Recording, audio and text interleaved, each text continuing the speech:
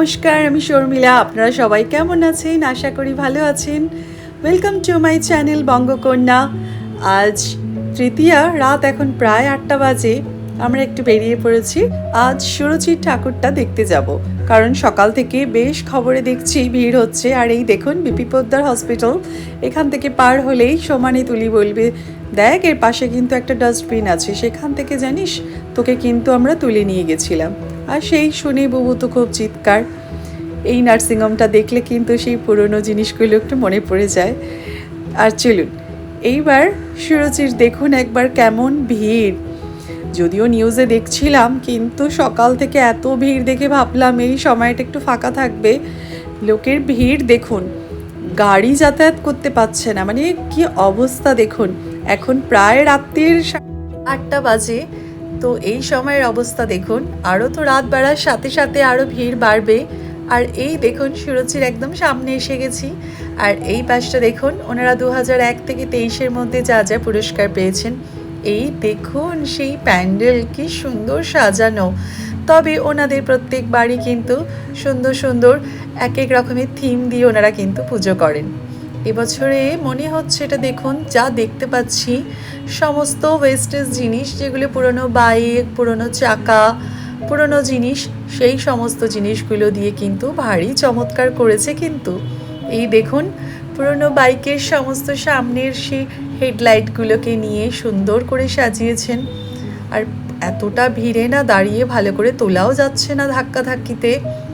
বেশ কিন্তু সুন্দর লাগছে, বেশ ভালো লাগছে। লাইটের আলোর আভাগুলোতে খুব সুন্দর লাগছে। কিন্তু এই দেখুন বাইকের একটা পুরো স্ট্রাকচারটা দেখুন এখানে। এই দেখুন পুরনো জিনিসগুলো দিয়ে ওনারা সুন্দর করে করেছেন।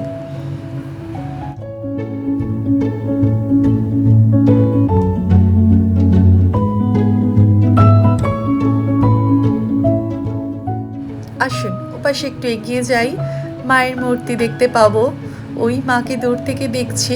দাঁড়ান, ভিড়ের ঠেলায় তো একটু এগিয়ে যাই, তারপরে দেখাই আপনাদের। এই দেখুন মায়ের মুখটা কি চমৎকার, কি মিষ্টি মুখটা লাগছে। মা যে রূপেই আসুন না কেন, মা কিন্তু মাই হন বলুন।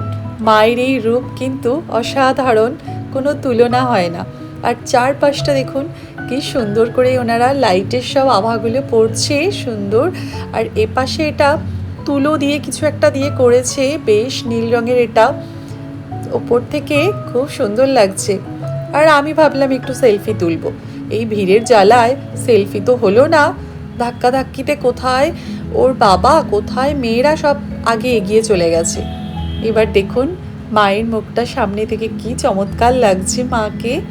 মা দুর্গা এসছে তার বাপের বাড়ি, তার ছেলে মেয়েদের নিয়ে কত আনন্দে সুন্দর করে কাটাবে, সকলে সেই ইচ্ছাই থাকে বলুন।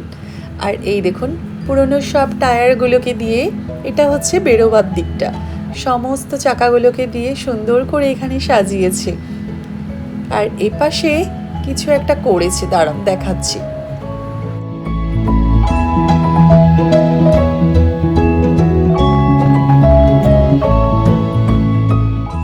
এপাশে স্ট্যাচুর মতো কিছু একটা জিনিস এখানে করে রেখেছে, ভালোই লাগছে। আর এই একদম বাইরে বেরিয়ে এলাম এবার।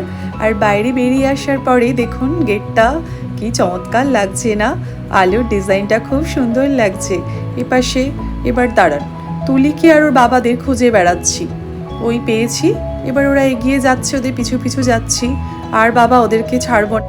এই যা ভিড়, এই ভিড়ে ফোন করলে আওয়াজও পাবো না। বাবা আসুক, আর সামনে গিয়ে একটা ঠাকুর দেখি, একদম তুলির অবস্থা খারাপ। এত ভিড়ে দাঁড়িয়ে, প্রায় 1 ঘন্টার ওপর আমরা ভিড়ে দাঁড়িয়ে অবশেষে ঠাকুর দেখে ফিরছি। আর কোথাও যাব না, সোজা ক্যাফে যাব।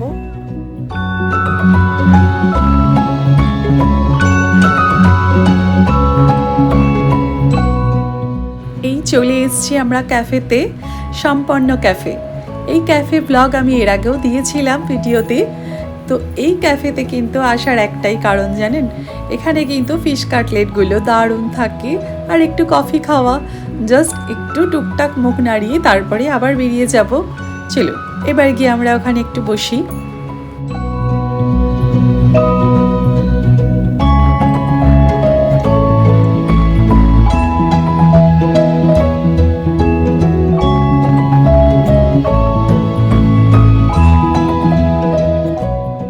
আচ্ছা পুজো মানে বলুন তো একটু বাইরে না বেরিয়ে না খেলে হয়? তার বাবা বলছে চলো তাড়াতাড়ি করো, ওপাশে আর একটা ঠাকুর দেখে বাড়ি যাব। আমি ভাবছি বুবু তো ঘুমায়নি, সে কতক্ষণ জেগে থাকবে বুঝতে পারছি না, কারণ কালকে তার স্কুল আছে, তার আবার ড্রয়িং কম্পিটিশনও আছে স্কুলের, একটা উইকলি টেস্টও হবে জানেন, তারপরে গিয়ে স্কুল ছুটি।